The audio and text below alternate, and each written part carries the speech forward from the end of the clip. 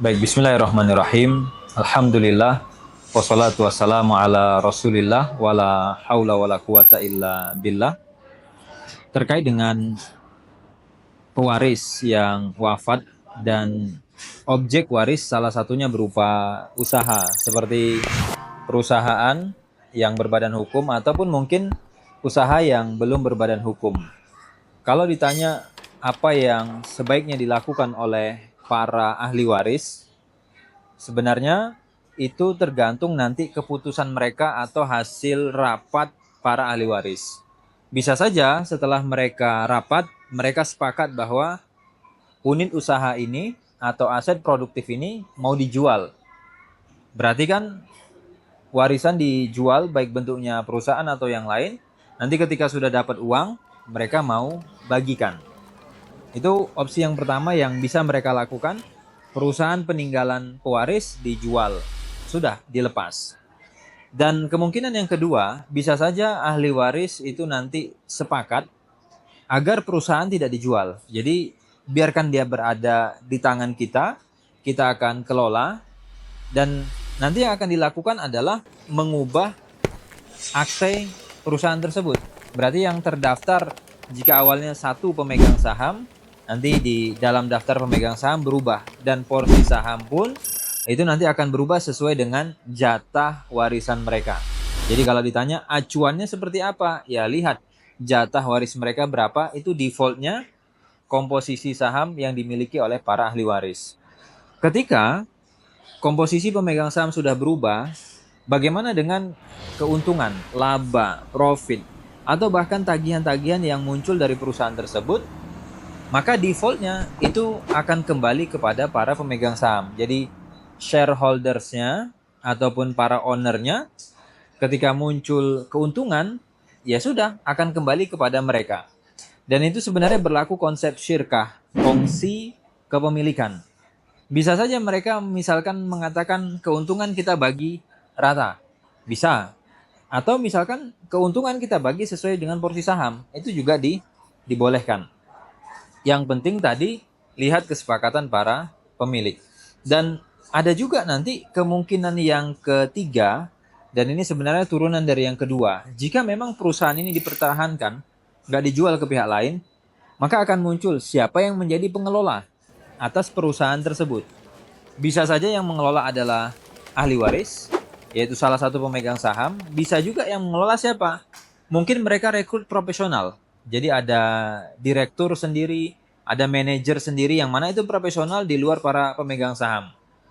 Tinggal nanti mereka sepakati jika si pengelola adalah para pemegang saham atau salah satu ahli waris, berarti kan ada nanti pemegang saham yang aktif, ada pemegang saham yang pasif. Kalau pemegang saham yang pasif, yang mereka dapatkan apa? Ya sudah, sekian persen dari keuntungan bersih setelah dipotong biaya-biaya atau mungkin ada laba yang mereka tahan, nanti baru sisa akan dibagikan. Dan bagaimana dengan ahli waris yang aktif mengelola perusahaan tadi, mengelola harta warisan tadi? Itu tinggal disepakati apakah dia mendapatkan persentase keuntungan yang lebih besar, sehingga nanti berapa laba bersih, saya dapat lebih besar sekian persen karena saya sebagai pengelola, bisa nanti seperti itu. Atau dia disepakati saja, kamu kita gaji sebagaimana nanti kalau kita rekrut orang. Kan kalau posisi dia sebagai direktur atau dia sebagai misalkan manajer keuangan, kalau itu kita rekrut orang lain masuk ke dalam perusahaan kita, kan kita harus bayar. Direktur kita gaji, manajer kita gaji, ya sudah. Umumnya kalau kita rekrut orang, ngelola perusahaan semacam ini dengan job desk tupoksi begini, gajinya per bulan sekian, beban kerja seperti ini, kamu kita gaji. Sehingga kamu akan dapat dua. Satu, gaji karena kamu memang pengelola.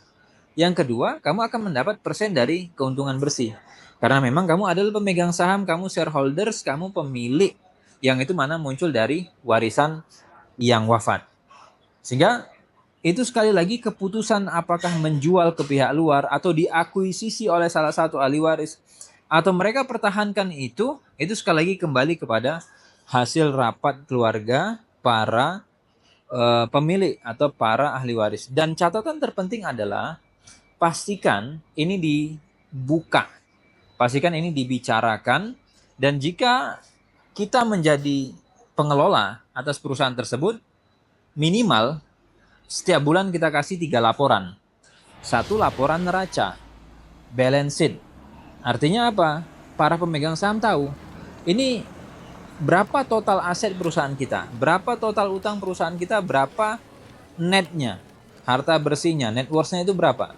Kemudian yang kedua ada laporan apa? Arus kas. Jadi ini loh, perusahaan kita itu jumlah transaksinya bulan ini tuh sekian.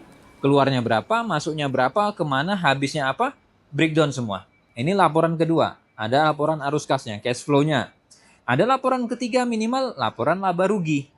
Jadi kita tahu bulan ini berapa labanya, bulan ini kita minus berapa. Dan itu perlu disampaikan. Jangan nanti posisi kita sebagai pengelola, lalu laporan nggak dibuka. Yang tahu siapa? Hanya kita. Ya sudah, pokoknya kamu terima bersih. Nggak bisa, karena mereka pemegang saham. Mereka berhak untuk nanya, untuk tahu perusahaan kita gimana, progresnya seperti apa, utangnya berapa, lalu pengeluarannya bagaimana, keuntungannya. Ini harus dibuka semuanya, gitu. Jadi kesalahan umum biasanya pengelola nggak mau tuh ditanya-tanya laporan, nggak mau dia ngasih keterbukaan kepada yang lain.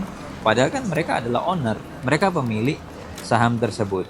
Itu catatan untuk ahli waris. Sekarang muncul pertanyaan.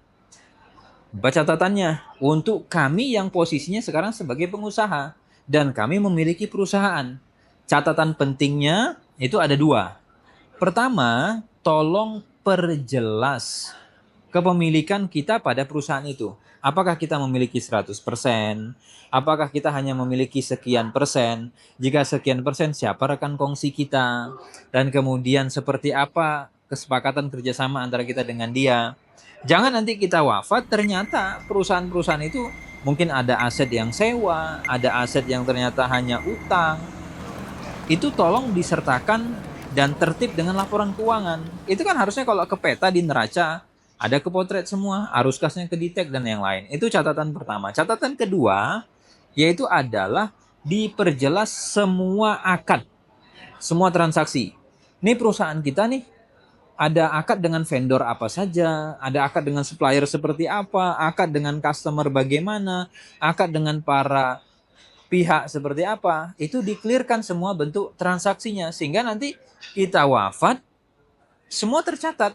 Kita wafat ya sudah, penerusnya atau ahli warisnya, mereka nggak bingung lagi.